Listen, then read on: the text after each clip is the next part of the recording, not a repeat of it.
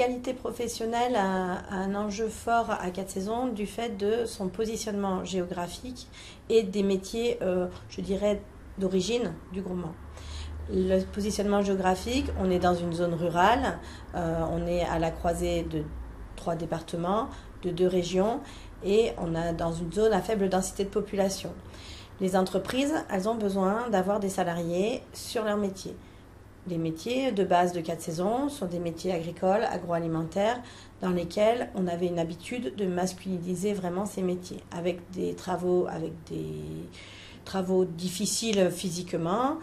Et donc, il me paraissait essentiel pour pouvoir répondre favorablement à la demande en compétences, de pouvoir former des personnes qui n'étaient pas forcément que des hommes.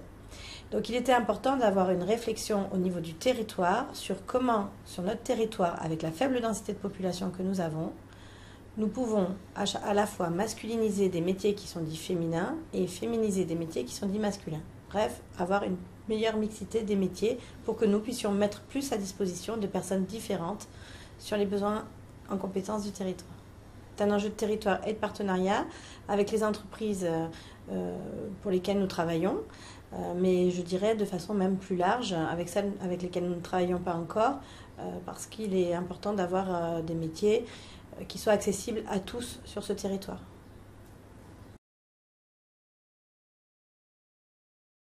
Partant des enjeux qu'a décrit Hélène, et aussi partant du leitmotiv que nous avons, nous, à 4 saisons, c'est-à-dire faire d'une obligation légale une opportunité, eh bien, nous avons voulu enrichir notre accord d'entreprise pour lequel nous étions déjà couverts.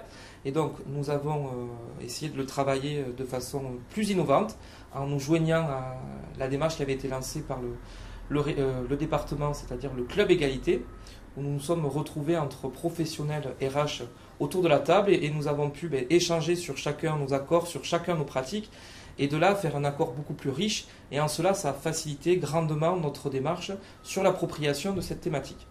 Alors après, bien entendu, il y a eu aussi des freins qui ont aussi découlé de ces échanges-là. Nous, à 4 saisons, on a pu en identifier au moins 3.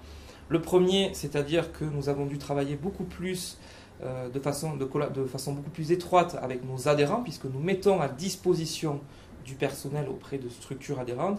Et en cela, il a fallu aussi travailler la question de l'égalité avec nos adhérents, pas seulement ici en interne au sein du groupement, mais avec les parties tiers à notre structure. Le deuxième frein, je dirais, c'est aussi l'appropriation de la thématique par les acteurs qui négocient. Je cite en cela les représentants du personnel. Et on a pu l'observer, la thématique de l'égalité professionnelle n'était pas forcément une de leurs priorités. Et donc, c'est en cela que nous avons essayé de lancer une démarche, on va dire, beaucoup plus participative et beaucoup moins descendante. C'est-à-dire qu'afin de faciliter l'appropriation de l'égalité professionnelle entre les femmes et les hommes, nous avons décidé de travailler l'égalité et la renégociation de l'accord de façon participative en créant des groupes de travail où chacun pourra donner son avis et afin que donc, cet accord devienne plus riche. Et un troisième frein, nous nous sommes rendus compte qu'il y avait donc, des facteurs contraignants à l'égalité professionnelle inhérents à l'entreprise, mais qu'il y avait aussi des facteurs externes à l'entreprise. Et c'est en cela où on a peu de marge d'action et que le regroupement et l'accompagnement par une structure, le regroupement avec d'autres entreprises et l'accompagnement par une structure externe peut faciliter à interpeller les pouvoirs publics, à interpeller les partenaires externes à l'entreprise pour travailler au mieux cette thématique-là.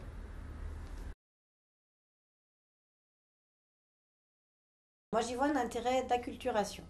D'abord parce que ça permet de travailler avec le plus possible d'entreprises du territoire.